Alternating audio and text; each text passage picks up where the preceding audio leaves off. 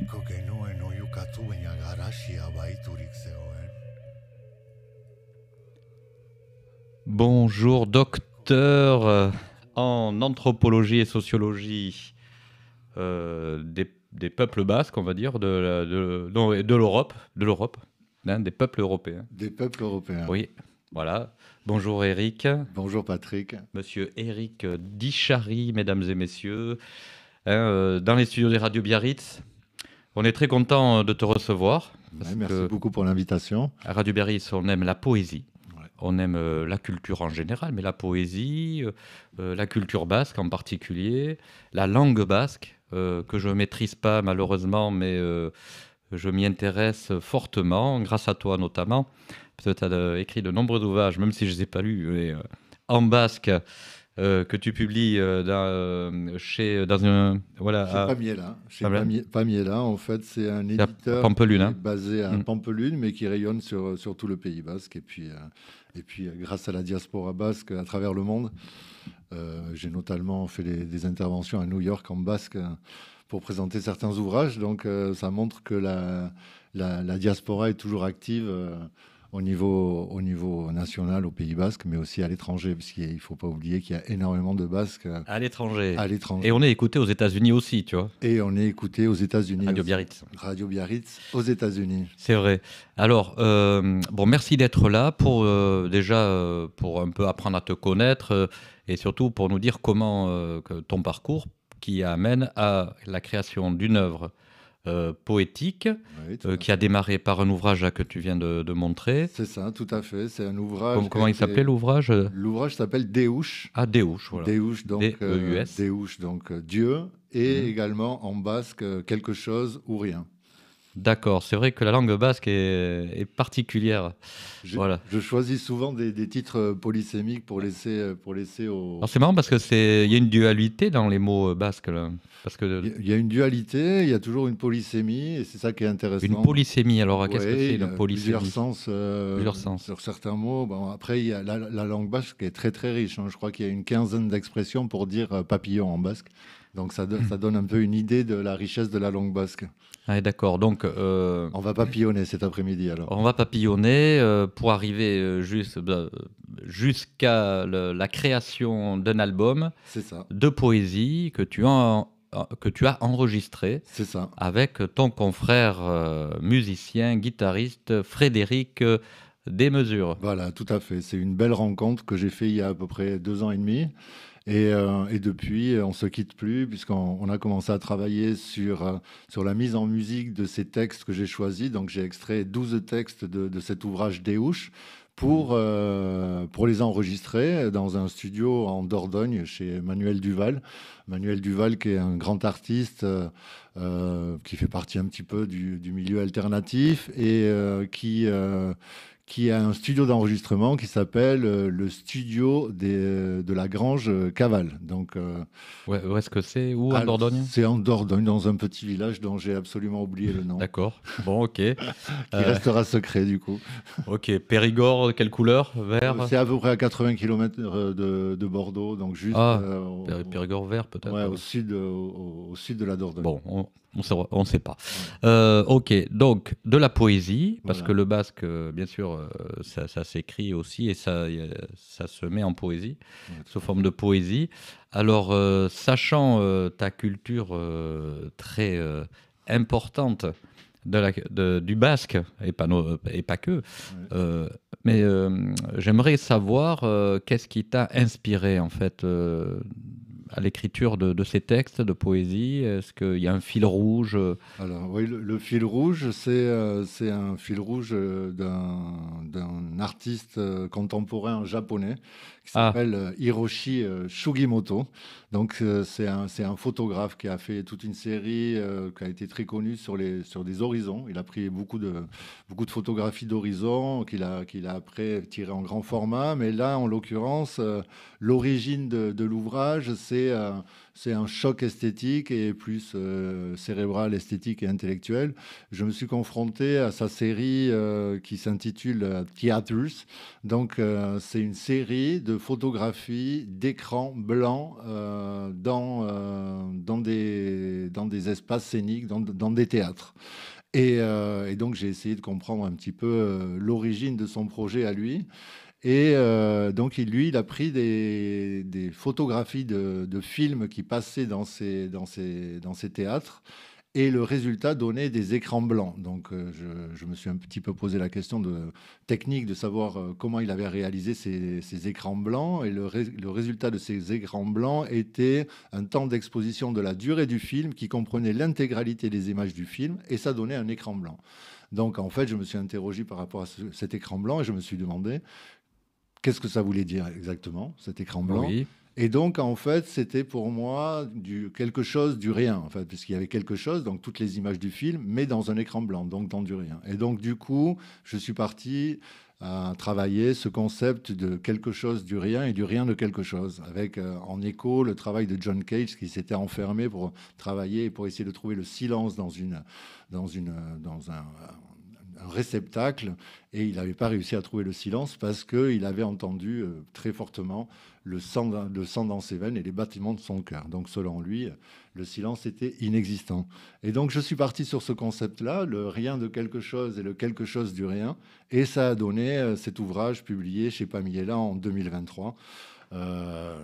Pamiela étant un éditeur bien singulier qui a jusqu'à présent publié la majorité des grands auteurs basques. Et donc moi, ça a été une belle rencontre. Moi, j'ai rencontré l'éditeur qui est venu sur un stand à Sarre pendant la journée du Salon des écrivains à Sarre, qui se tient chaque année à Pâques.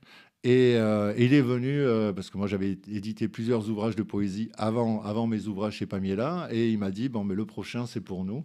Et lui, c'était un grand copain de Miquel Laboa, un grand copain de Jorge Oteiza aussi, le grand sculpteur basque.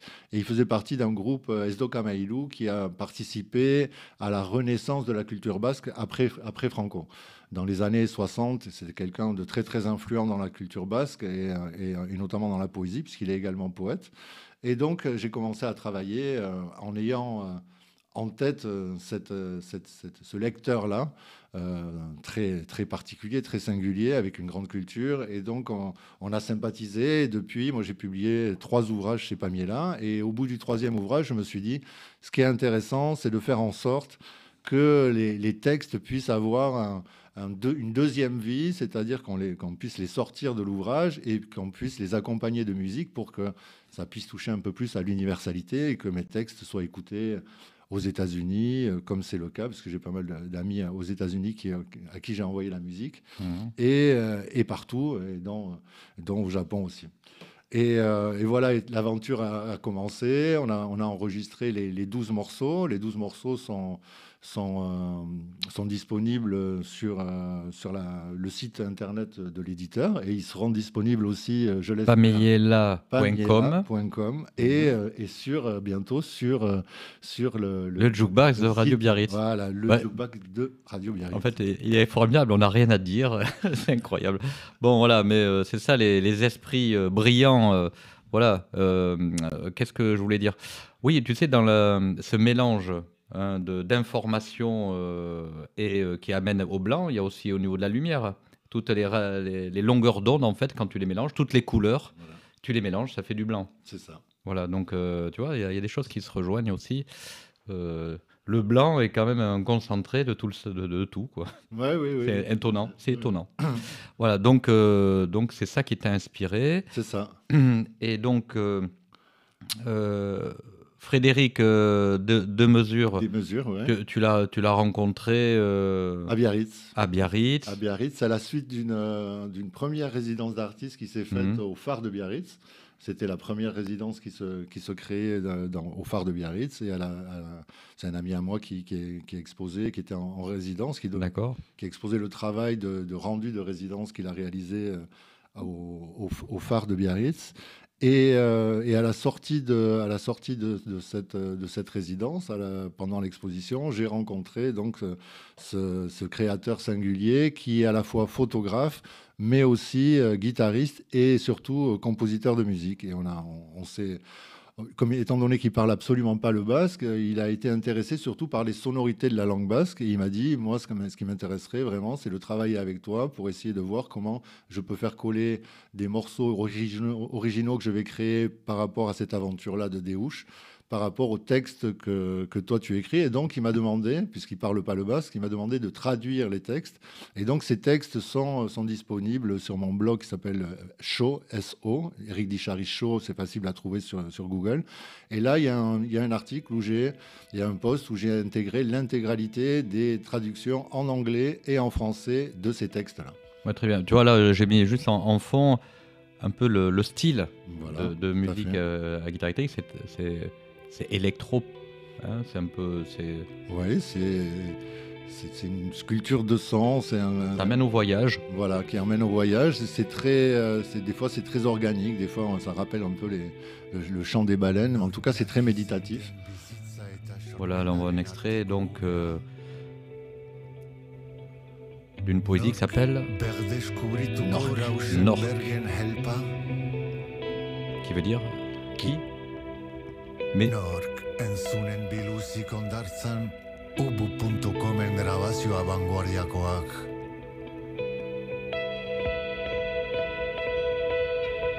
Nork banatuko hildako poetaren hautsak sudun mara abstraktuak birsortarazteko. Nork tatuatuko bere espainetan magolaritzaren erioa. Et donc ça c'est un texte que j'ai écrit après le visionnage d'un film de Lars von Trier qui s'appelle The House That Jack Built. Et dans le film, en fait, ça raconte l'histoire d'un serial killer qui avec les corps de ses victimes, réalise une sculpture de corps qu'il enferme dans une chambre froide. Et après, j'ai rencontré un photographe très connu qui habite à New York, que j'ai eu l'occasion d'interviewer pendant son passage à Avignon et pendant le festival de la photo à Arles. Et donc tu bouges beaucoup, hein. Ce fameux Andrés Serrano m'a confié, il me dit la prochaine étape pour l'art contemporain, c'est le meurtre. Et donc ça fait référence à ces deux références-là, où j'évoque un petit peu ce que serait la fin de la poésie et les prochaines étapes dans l'art et dans la littérature. Alors, tu m'as dit que Nork voulait dire qui, mais il y a plusieurs significations. Voilà, n'oublions pas que nous sommes en basque. Voilà, c'est surtout qu'au Pays Basque, il y a deux manières de dire qui.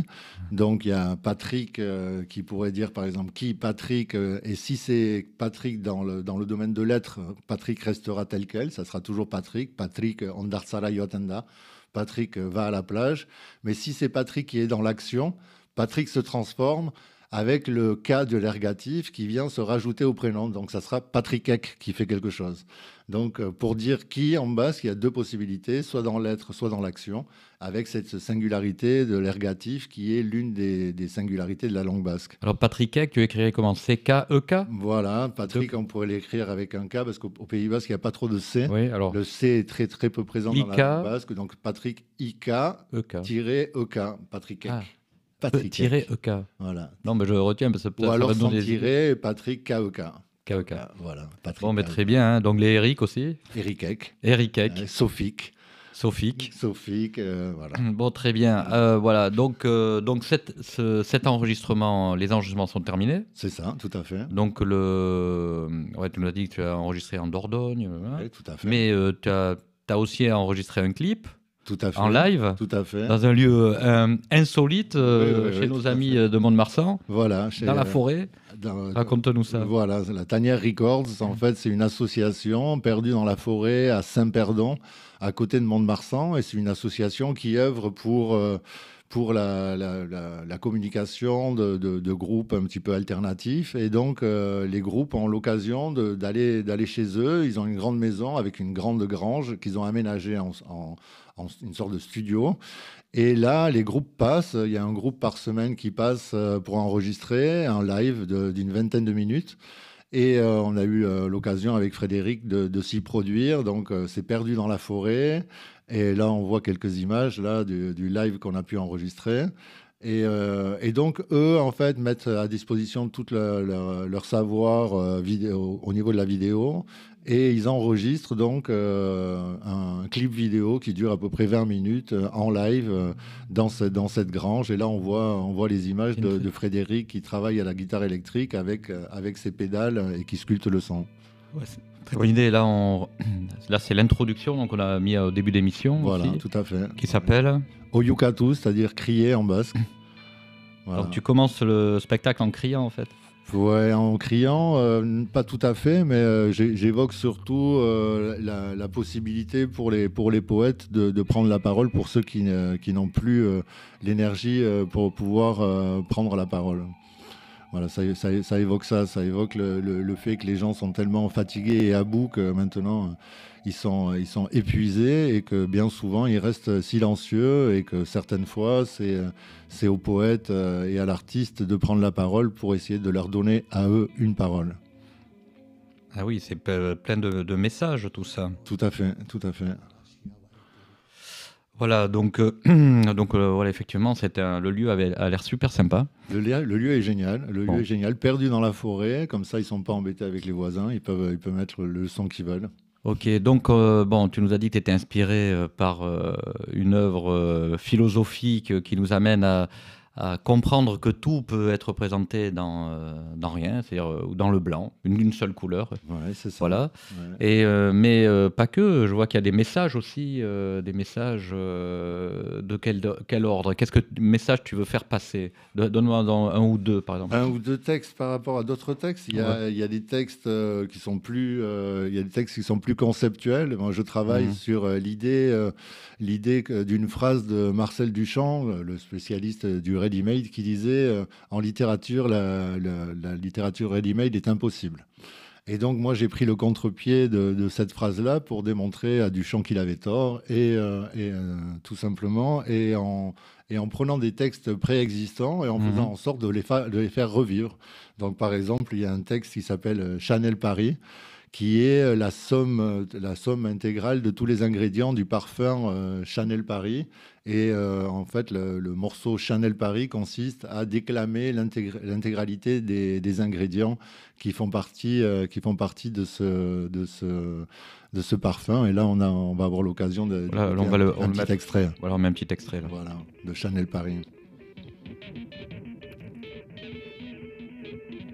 Égoïste platinium, eau de toilette Chanel Paris, alcool, aqua, parfum, butylphénil, méthylpropional, citral, citronellol, coumarin, géraniol, hydroxyxoxyl 3, cyclohexène, carboxaldéhyde, limonène, linalol, éthylexyle, méthoxycinamate, butyl, méthoxydibenzol méthane, éthylexyl salicylate. Oui, c'est intéressant parce que Chanel a une petite histoire quand même dans le Pays Basque, notamment à Biarritz. Voilà. Mais Chanel avait une boutique, Coco Chanel avait une boutique à Biarritz, à côté du bookstore, ici, juste à côté. Et maintenant, Chanel est bien présent à Biarritz avec le développement. Là, c'est la deuxième année, cette année, qu'avait lieu le festival du film Nouvelle Vague. Et oui, dont Radio Biarritz est partenaire. Voilà, voilà, tout à vous fait. pourrez nous suivre. Voilà, et donc en fait le festival est aussi un moyen pour la marque Chanel de mettre en exergue ou de mettre en avant ses égéries dans un bel écrin dans l'une des plus belles dans l'une des plus belles villes du Pays Basque et dans l'un des plus beaux hôtels, à l'hôtel du Palais. Il y a un bruit qui circule que l'entreprise Chanel devrait installer quelque chose ici. Hein. Tout à fait. Alors, mais bon, c'est qu'un bruit, j'ai aucune... Voilà, des murmures. Des murmures, mais bon, c'est vrai que beaucoup de gens aimeraient que Chanel revienne. Hein. Chanel est en train de revenir. Ouais, on peut dire que Chanel est en train de s'inscrire dans l'histoire de Biarritz. Et donc, du coup, tu as quand même osé, toi, le basque, parler de Chanel quand même. Tout à fait, tout à fait. Ben, le basque n'a aucune limite. Hein. Donc, en fait, là, dans les messages, on voit bien que tu es dans l'interprétation ou la réponse à certains auteurs que tu as appréciés, etc. Mais est-ce qu'il y a des messages un peu plus...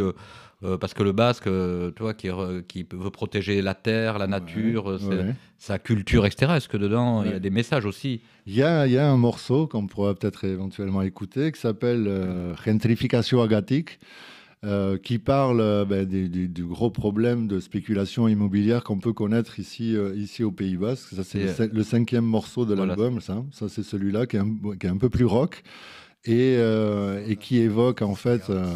voilà, c'est ça. Là, je me pose la question de savoir où sont passées les âmes de ces maisons qui ont été détruites, parce qu'il y a beaucoup de maisons historiques qui sont détruites au Pays Basque et sur la côte. Alors des fois, ils ont la gentillesse de garder quelques structures de l'architecture et de refaire l'intérieur de la maison, mais d'autres fois, ils suppriment totalement l'architecture en rasant la maison. Et il y a de plus en plus de projets immobiliers qui font table rase de l'architecture historique du Pays Basque et qui en place mettre d'autres projets immobiliers. Et donc ce texte-là, cette chanson-là évoque ça, évoque ce problème de la gentrification aussi au Pays Basque et de la modification des populations. Moi, j'ai vu des gens à Guétari pleurer en passant devant des maisons de leurs parents ou de leurs grands-parents qui avaient été vendues et eux, malheureusement, se retrouvent sans domicile et dans l'incapacité de pouvoir racheter des choses vu la spéculation immobilière qu'il y a au Pays Basque. Donc il y a des chansons qui sont un peu plus engagées. Voilà. Ok. Voilà. Bon, eh bien écoute, là ce qu'on va faire, c'est que on va montrer la pochette aussi qui est particulière. Et je vais te laisser la décrire, cette pochette. Ouais. Voilà, je te donne quelques secondes. Voilà, alors là, maintenant, vas-y. Alors, c'est une pochette, vas-y, tu peux en parler. Alors, la pochette, elle est réalisée par un ami à moi qui s'appelle Christophe Renard, qui a eu la chance de pouvoir réaliser l'affiche du Festival de Cannes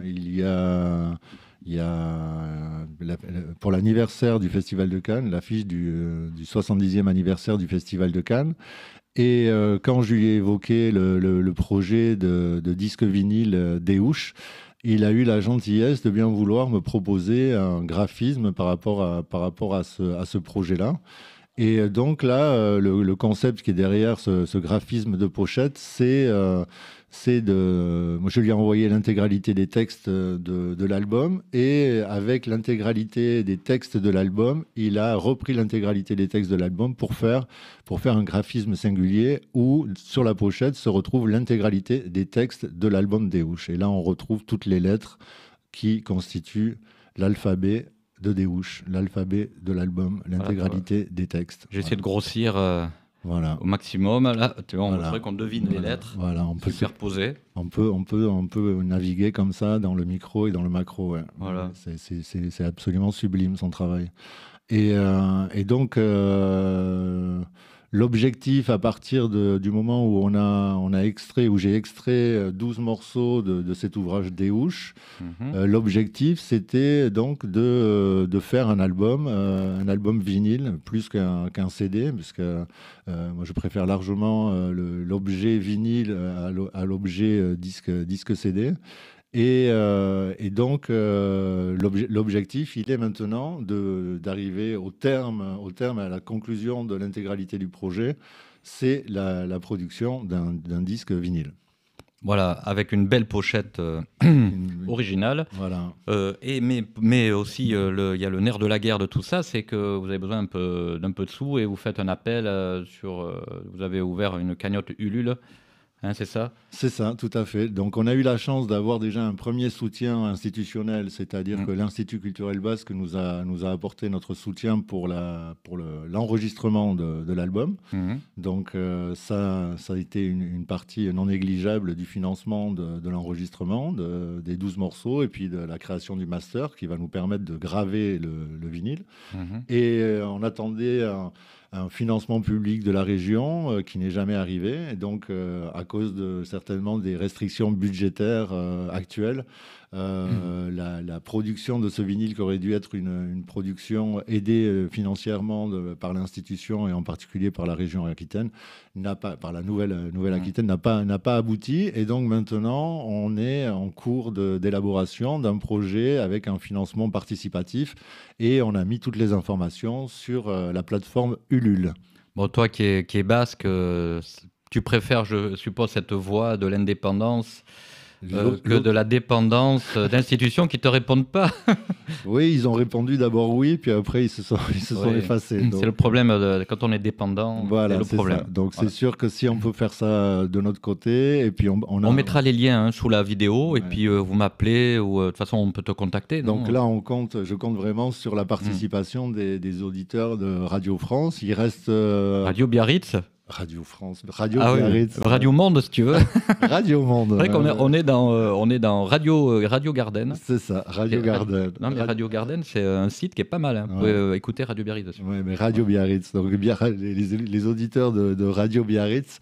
Et donc là, la cagnotte commence à être bien alimentée, mais il nous reste un petit peu... un petit peu de sous encore à trouver pour finaliser la collecte. Voilà. Bon, mais en tout cas, on a hâte que ça sorte, hein, parce que c'est vrai, c'est un beau vinyle, c'est un beau projet avec qui est bien enraciné. Avec des beaux textes intelligents, hein, donc avec une vraie réflexion. Après, au niveau de la langue, il y a effectivement, c'est un texte majoritairement écrit en basque, mais il y a aussi des passages qui sont en japonais, en catalan, en anglais et en français. Ça, vous allez pour nos auditeurs japonais. Hein, voilà. Il y a pas mal de japonais sur Biarritz. Hein. Oui, j'ai appris. J'espère que Radio Biarritz sera bientôt écouté au Japon. Grâce à toi, peut-être, parce que... On salue nos auditeurs, nos futurs auditeurs japonais à Tokyo et ailleurs. Mais tu connais des Japonais et tu sais que le basque est enseigné au Japon, j'ai appris ça. Le basque est enseigné au Japon. Il y a un institut qui s'appelle l'Institut Etchepare qui a pour mission de faire en sorte que le basque soit enseigné à travers le monde. Et donc là, il y a des chaires un petit peu d'enseignement de langue basque partout dans le monde et notamment au Japon. Et il y a aussi certains auteurs basques qui sont traduits en japonais. Et mon rêve le plus cher, ça serait, avec cet album vinyle Déouche, de pouvoir parcourir le Japon pour donner quelques concerts au Japon. Bon, dis-moi, il y a une poésie avec un peu de japonais Oui, tout à fait. Il y en a une qui s'appelle Tamaris, le troisième morceau. Voilà, exactement. C'est pas un nom japonais, ça Tamaris. Mais par contre, c'est pas un nom japonais, mais je sais pas comment on dit Tamaris en japonais, mais une partie de ce texte-là a été traduit en japonais. Et on va avoir l'occasion de l'écouter. Là, on écoute, et voyons si la musique est inspirée aussi. Ouais, et la première partie est en basque, et je pense qu'après, on va pouvoir avoir une petite partie en japonais.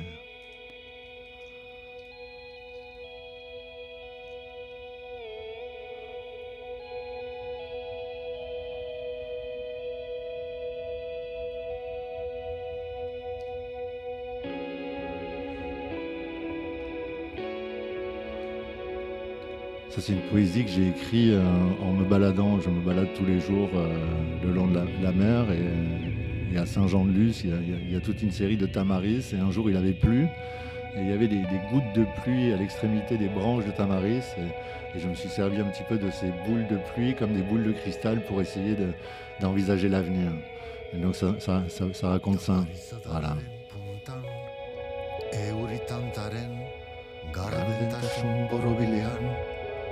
Naufutxo yukatzen zuen, kantuaren oroitzapenetan, zure baitatik ies egiten zaizun geroa, irakuriko dizut.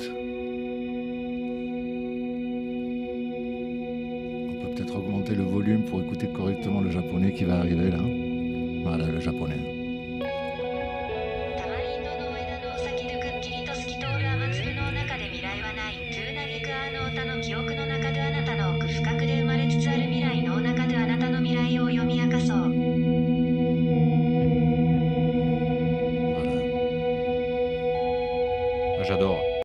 J'adore le japonais. Non, mais là, J'adore surtout écouter mes textes en japonais. c'est excellent ça. Non, mais là, tu nous fais faire un grand écart. C'est ça. Le cerveau, là, il va me falloir 15 jours pour m'y remettre. Et après, il y aura une partie du texte qui est en catalan. C'est Ah oui. un peu moins exotique, mais il y a une autre. La deuxième partie est traduite après en. Voilà, on s'écarte un peu de Pampelune. Ou c'est Oui, on prend, frontière, on quoi. prend notre envol, c'est ça, c'est le principe même de la poésie, hein, de s'enraciner pour pouvoir après essayer de toucher à l'universel. Hein. Et là, le texte a été traduit en catalan, là, qui va arriver. Voilà. Transparència d'una gota de pluja en els records d'una cançó que cridava en el futur que s'està inventant dins el teu mes. Profunda llegiré el teu futur.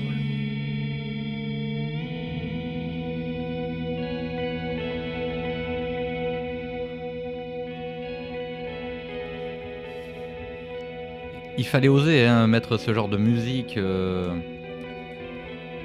électro-acoustique, mais on dirait expérimentale, quasiment expérimentale. Donc comment vous avez choisi ça? C'est ensemble ou c'est lui qui a dit mais moi c'est ça que ça m'inspire? Voilà, c'est ça. Ah, comme ça, c'est lui. Tu l'as laissé faire. Ouais, moi je l'ai laissé totalement collé au texte de la manière dont il voulait. Et puis on a pas mal tourné. On a quand même fait pas mal de concerts, dont un magnifique concert à la Mecca à Bordeaux.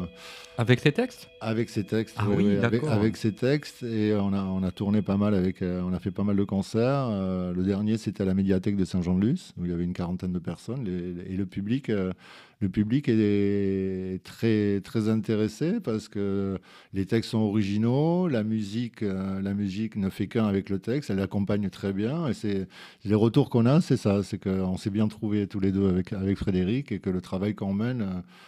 Parce que des fois, il y a un écart un petit peu entre le texte et la musique, et ça colle pas forcément. Et là, je pense qu'on a trouvé un bel accord entre les deux.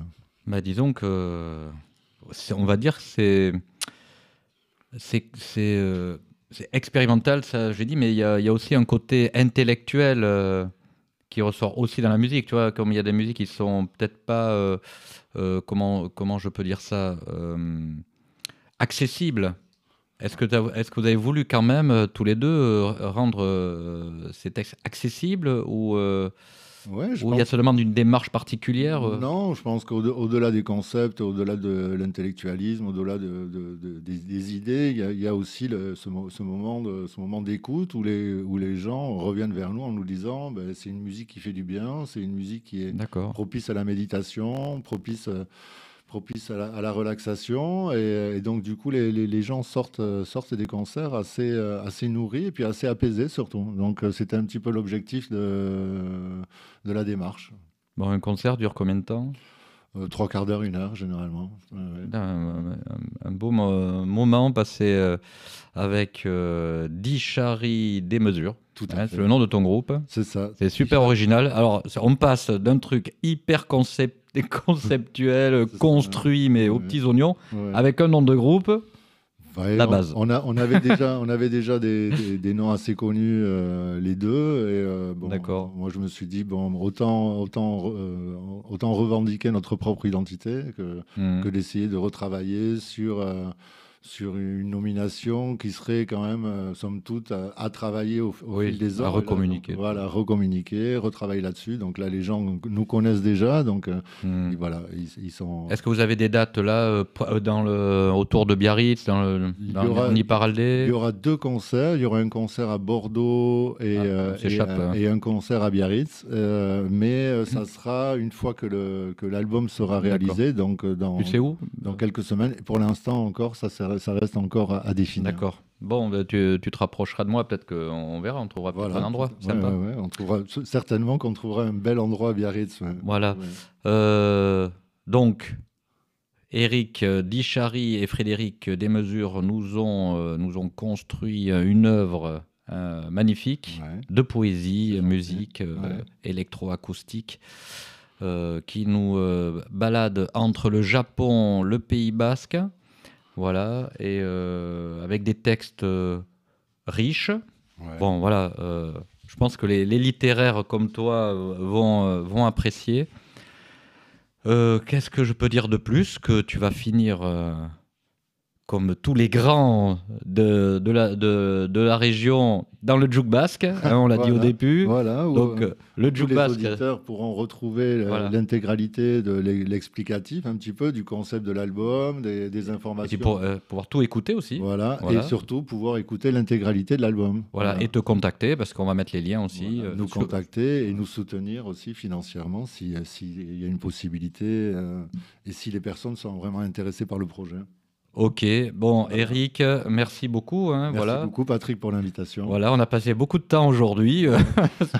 Voilà, il y a eu de l'orage dans le studio. Voilà. Ça s'est bien passé. Et ben là, on a hâte de te revoir. Voilà, Hein, tu nous fais signe. parfait. La prochaine Au revoir fois. tout le monde. Tiens, on va. Qu'est-ce qu'on peut mettre en partant Ah, le temps que j'ai on peut mettre le dernier, un morceau qui s'appelle Poeta es da Or, c'est le... Ah non, pas non, celui-là. pas celui-là. Poeta es da Or, c'est le dernier, je pense. Voilà. Celui-là, le dernier. Poeta. Et là, effectivement, il y a une petite partie, voilà. Ouais. En anglais aussi, je crois. Voilà. Vas-y, raconte-nous. Voilà. Avec des effets. On peut monter le volume peut-être un peu. Voilà. Et on se quittera avec ça. Le poète n'est pas là pour préciser sa pensée. Le poète est absent, non. Il n'y a pas de poète. Bon. Le tout dans rien. Et le rien dans le tout.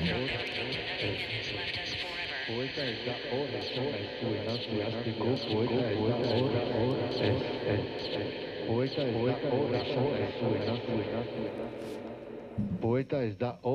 nahi zuena zehazteko, poeta ez da hor, ez.